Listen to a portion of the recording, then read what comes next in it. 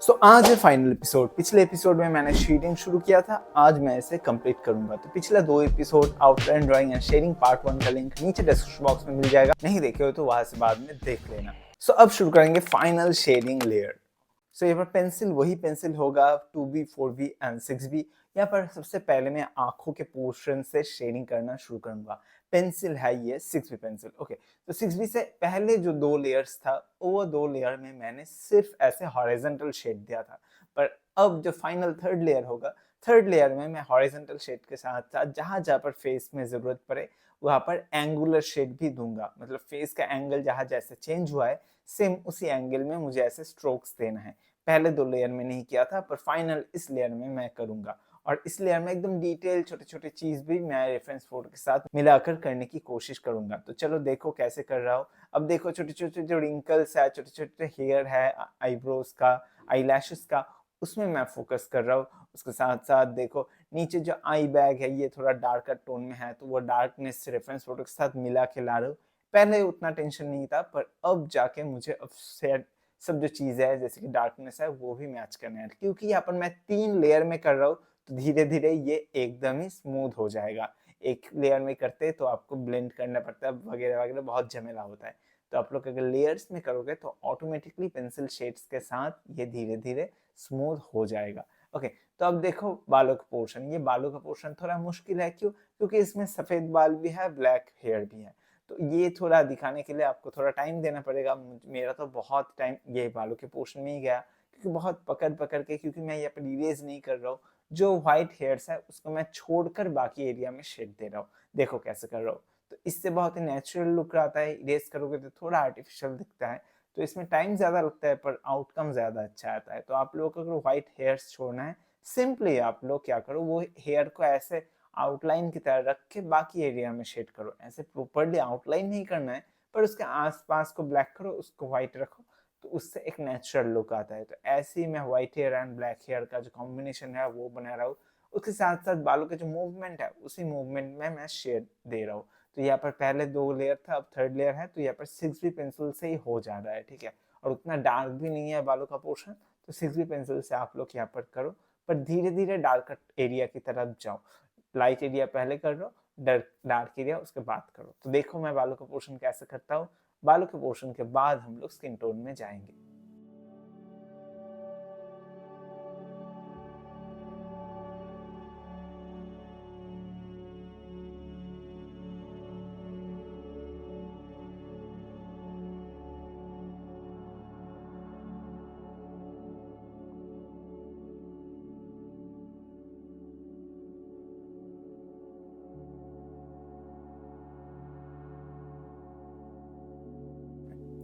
देखो बालों का एरिया जो है ऑलमोस्ट हो गया है। अब नीचे स्किन के पोर्शन में देखो मैं एंगुलर शेप दे रहा हूँ। यहाँ पर मैं 4B पेंसिल इस्तेमाल कर रहा हूँ, और देखो गालों का जो ये पोर्शन है उसमें एकदम प्रॉपर एंगल जैसे मूव हुआ है, उसी एंगल में मैं शेड दे रहा हूँ। नीचे वर्टिकुलर, साइड में ऐसे एंगुलर।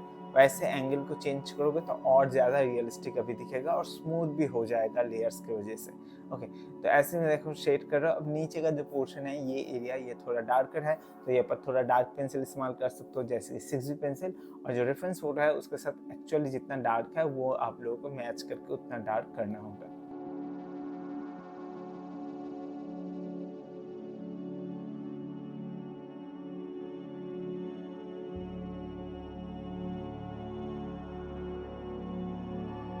ये शेडिंग टेक्निक आप लोगों को थोड़ा डिफरेंट लग सकता है अगर आप लोग मेरे चैनल में नए हो तो, बट इससे देखो एक अलग ही नेचुरल सा लुक आता है। कोई ब्लेंडिंग का झमेला नहीं, वैसे फ्लैट फ्लैट नहीं दिखता, एकदम आर्टिस्टिक एक टेक्सचर लुक आता है, जैसे कि प्रोफेशनली जो पोर्ट्रेट्स है उसमें रहता है कि आपका जो पेंसिल स्ट्रोक्स है वो थोड़ा दिखाई देना चाहिए। आपको फोटो कॉपी बनाना है तो वो अलग बात है, पर अगर आपको एक आर्ट बनाना है तो उसमें आर्ट का जो चीज़ है, पेंसिल स्ट्रोक्स, ऐसे टेक्सचर्स, वो सारी चीज़ अगर रखना चाहते हो तो ये जो टेक्निक है बहुत ही हेल्पफुल होता है, और इससे एकदम ही यूनिक सा लुक आता है पूरा ड्राइंग में। ओके, अब देखो यहाँ पर लिप्स का जो पोर्शन है, लिप्स के पोर्शन में मैं शेड देना शुरू करूंगा। देखो पूरा फेस में लिप्स का एरिया बहुत ही डार्क है, इसमें आप लोग सीधी पेंसिल दो और फ्लैट शेड से भरो। और लिप्स से भी ज्यादा जो फेस के अंदर का पोर्शन है, फेस नहीं लिप्स के अंदर का, वो और डार्क होगा, तो उसमें थोड़ा एक और लेयर, फोर्थ लेयर दे सकते हो।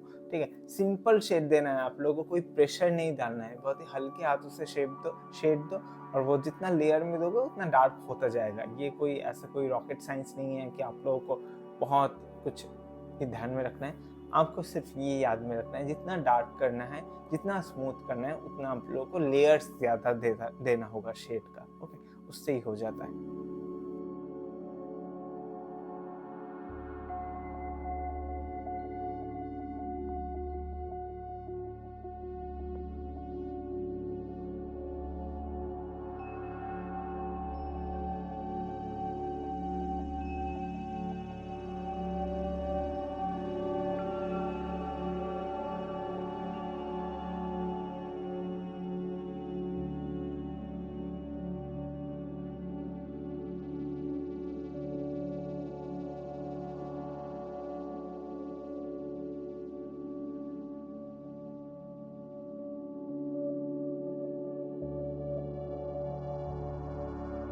लिप्स के बाद कुछ ही एरिया छूट गया है, जैसे कि ऐसे चिन का पोर्शन है उसमें भी ऐसे फ्लैट शेडर और कुछ कुछ एरियाज में हाईलाइटेड पोर्शंस है। तो हाईलाइट्स को रखना भी जितना ज़रूरी है उतना ही ज़रूरी है डार्क एरियाज को डार्क करना। तो ऐसे में चिन के नीचे का पोर्शन को थोड़ा और डार्क कर रहा हूँ। उसके साथ जो सूट का पोर्शन है, सूट एकदम ही ब्लैक कलर का है, ठीक है, तो सूट को भी थोड़ा ऐसे ही टोन में लाना है।